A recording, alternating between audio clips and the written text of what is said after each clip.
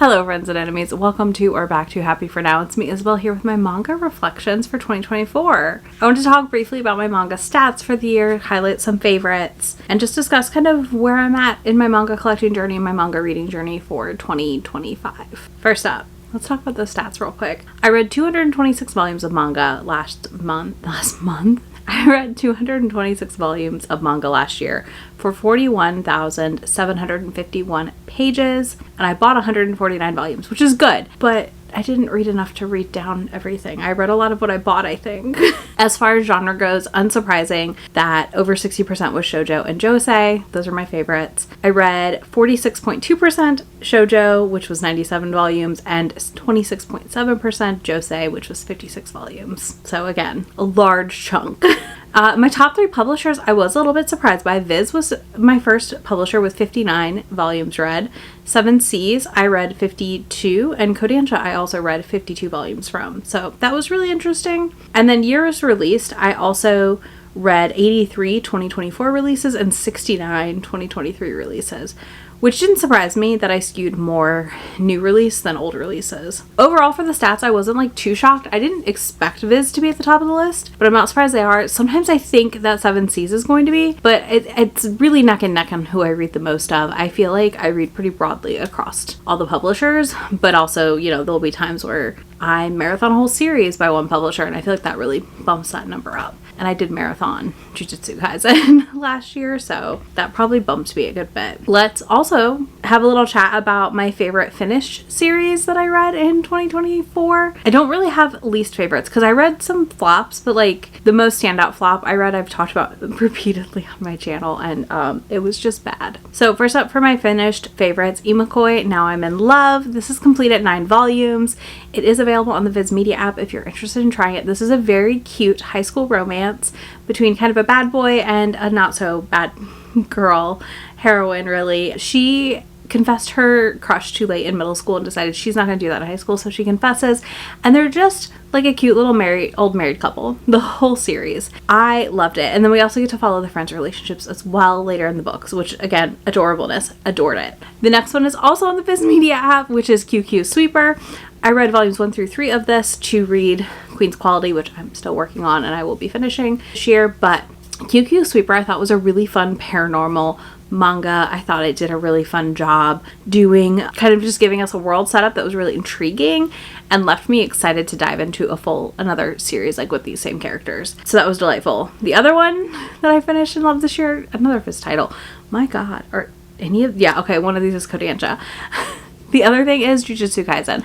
I love the anime. I read the manga at my husband's, at Grumps. I read the manga with Grumps' pushing to do so because he's like, I need to be able to talk about it with you and I need you to know what happens. And I was like, cool, because by the time we get to the next season, I'll forget anyways. But it ended way better than I expected.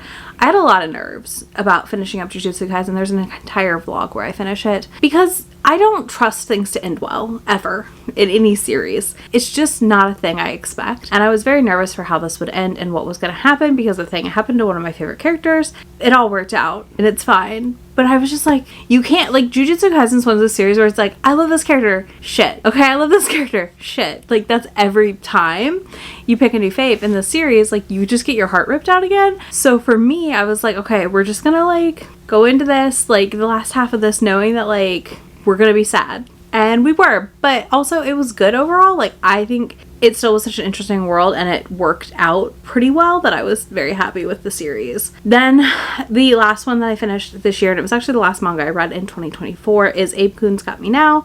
This is a really cute shoujo manga about a high school karate fanatic who's very talented in his karate stuff and the girl he likes and their relationship, and it's really sweet and it's really cute and we get a great ending, and it was a really fun 13 volumes. It is nothing too heavy or, you know, intense, very Imakoi-ish, I guess, in that way. Like, it's cute, it's fun, it's sweet. It's just the two of them like being madly in love and adorableness. So I can't recommend it enough.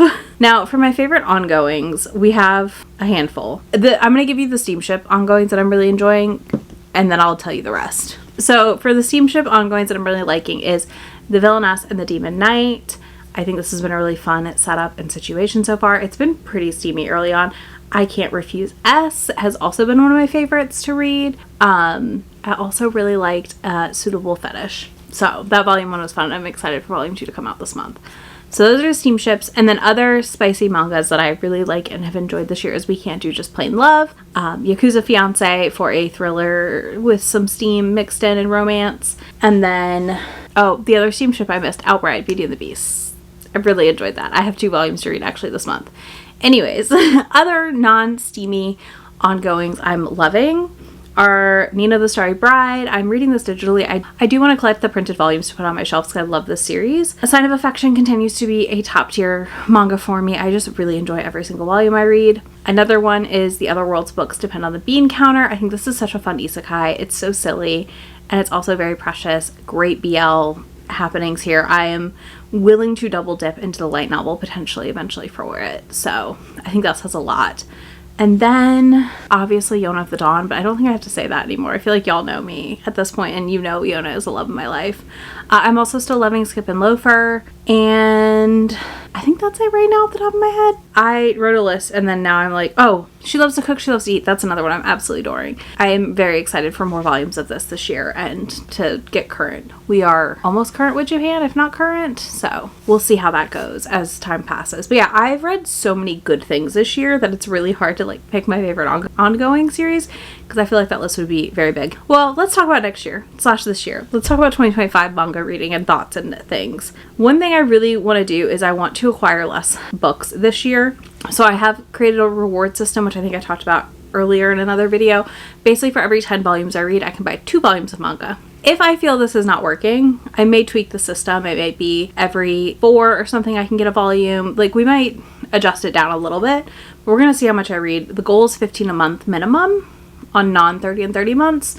So that should allow me to get basically 2 volumes a month. And I will probably have a list of things I want when I see Shay again. And then I also am going to have a running list of like, if there's a triple point sale, when there's a pre-order sale, these are what you're buying. Versus going in and just shopping to shop. I don't do it too badly, but I do still end up with stuff where I'm like, I don't know if I really want this. So we're trying to do like a stack of like, these are things that I'm current on and I would like more volumes of. And these are the like new releases I'm very interested in. And those will be, I will allow myself to buy 1 or 2 of those. And then I also, with that, when I pre-order, it has to be series I'm current with or near current. Like if I'm 1 volume behind, that's fine.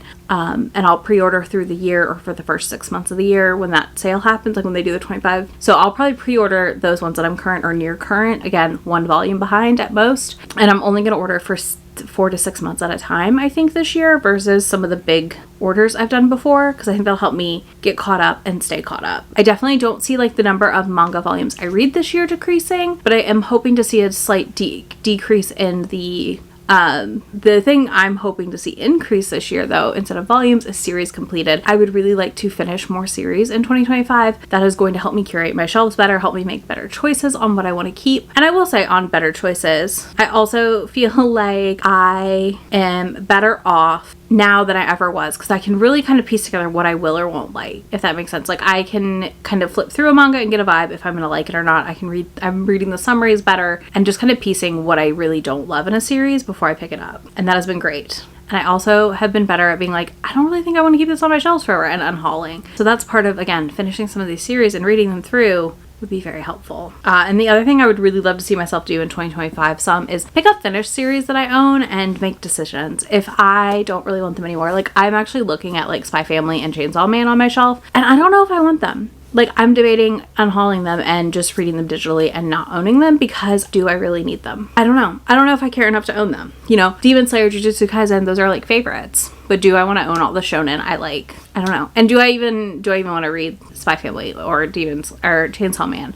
Do I prefer watching it? Those are like debates I'm having with myself going into 2025 here with my like manga reading. So yeah, I am excited to see what manga I read in 2025, and I'm excited to finish some of these series I have sitting here complete on my shelves and really just kind of continue to curate my collection. I think that's the fun part about manga collecting, is it's like you could bring a bunch in and you have to like curate it down and read through stuff and then kind of shuffle accordingly. And having access to somewhere like McKay's makes that so much easier for me. So yeah, it's nice. Anyways, I don't think I have anything else for you. What are your manga related goals in 2025? Again, mine are pretty basic as far as reading down what I own, and then also probably, you know, trying to bring in a little bit less, but we'll see. Let me know in the comments what your manga related goals are for reading in 2025, or what your favorites were for 2024. Like I said, I know I missed some, but it's fine. And if you don't do any of that, you can leave me a book stack emoji of your choice situation, a book or a book stack emoji in the comments. I will have links to everything I talked about for you down there, links to my friend, anyone on the internet I am, and I will see you all in just a few days. Bye! Already packing, come with me. I'm not really asking. We'll get away to a place where we don't know. About to see the world in action, what we can be. Life with no distractions, we'll get away. This is what we waited for.